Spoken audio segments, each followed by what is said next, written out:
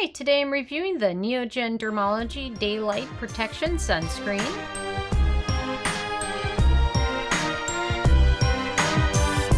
And really quick, I just want to say I purchase all these products with my own money, so you know you can trust my opinion is what I honestly believe. So, Neogen Dermalogy, which is a brand, they've got a few things at Sephora. This is one of them, but they've got more on Soko Glam and other websites.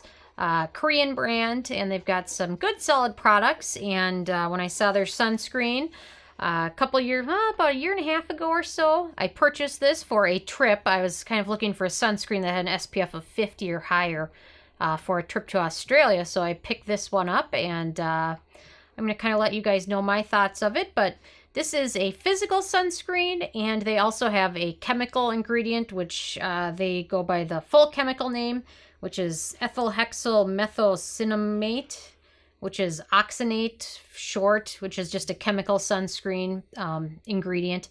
So it's a little bit of both, and so it's an interesting combination. It's kind of a hybrid, and the one thing is, this one you don't want to rely on to be waterproof. You kind of will want to use something that's waterproof or water resistant.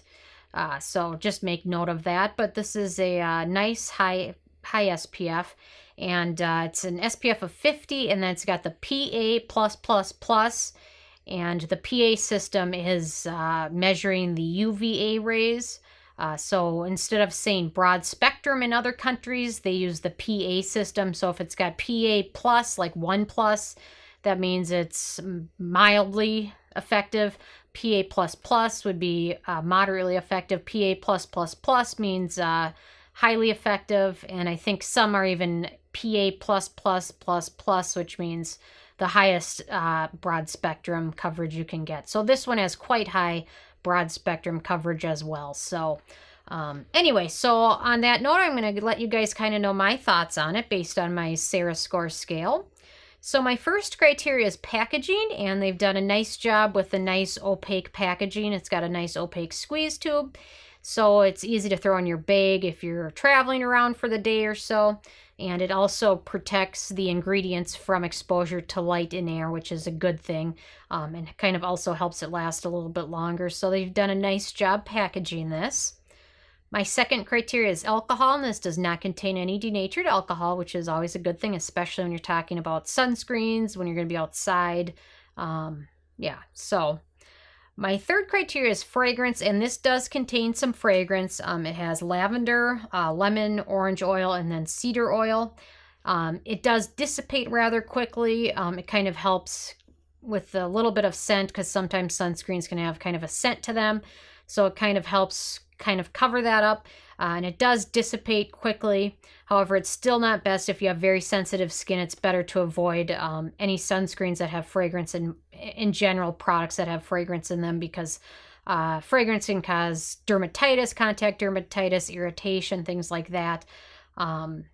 Thankfully, it's not very scented. I mean, they're all towards the bottom of the list, the scented ingredients, but still, if you have sensitive skin, you're better off passing on this one and picking up one that has no fragrance in it. So my fourth criteria is manufacturing location. This product is made in Korea, so there's no issues there.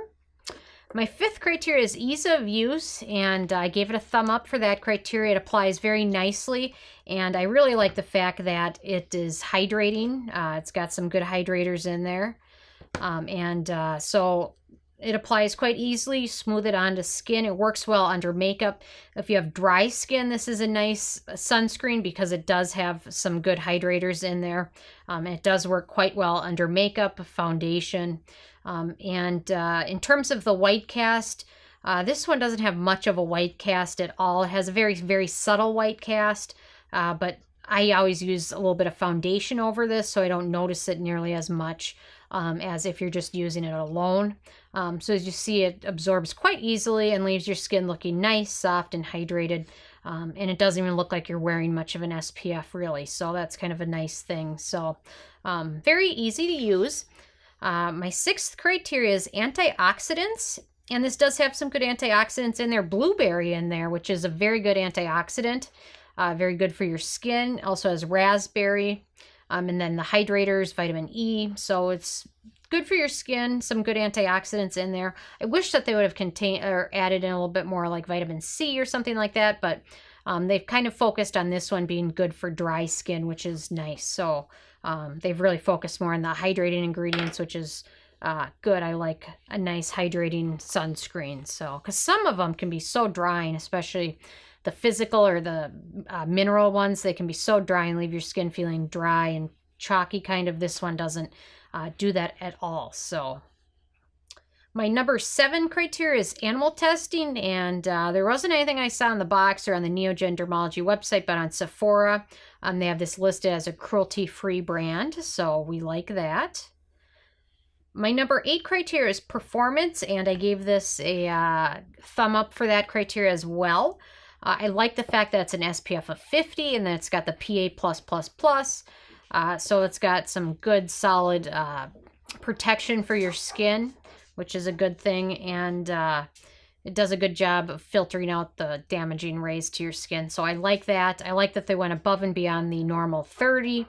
And I know, like in the Korean culture, that the more pale you look, the better. Sometimes they used to look at people that have like tan as kind of more working class. So they really like their pure, unpigmented skin. So that's probably why they went with the 50. So my number 9 criteria is price, and it is a little expensive. So this is the full size, which is 1.65 ounces, and at Sephora it's $30. So it's a little pricey. Just make sure you can afford to apply it liberally.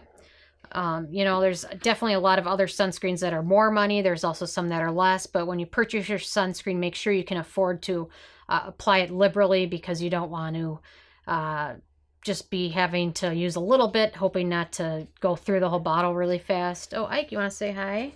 Maybe Ike smells the lemon. And yeah, the lavender and lemon. He loves his food. Hi. You don't need any sunscreen, but I think you should get some glasses. Anyway. So anyway, it's definitely not the most expensive sunscreen there is at Sephora, so that's always a good thing. And then my number 10 criteria is the it factor. Hi. No kisses. I have my makeup on. Yeah, thank you. It's nothing too revolutionary. It's a good solid sunscreen, but there's nothing revolutionary about it. It's got a decent high-level SPF, but there's nothing super exciting about this. Had they made it more fragrance-free, I probably would have given them the thumb up for the it factor, but it's a good, solid, reliable sunscreen for those that don't have very sensitive skin and might be out a little bit more. So overall, on the Sarah score scale, out of 10, this got a 7, which is pretty good. Yeah, so this is kind of one of my first upper, more prestige brand sunscreens, I guess, if you want to call it that. So I've liked using it, and I'll definitely keep using it. So anyway, so I'm interested if you guys have had a chance to try this one out yet or not. And if you have, what your thoughts were, if you liked it or not. So leave a comment, or if you've tried anything else from the Neogen Dermalogy brand, what have you tried from them and how have you liked it? So leave a comment. I love hearing from you guys. Feel free to subscribe if you're not already. I come with at least one new review every day. And with sunscreen, I'm coming out with more Sunscreen Week. So, and as always, check out nopsbeauty.net and the Amazon link below. Thank you so much, guys.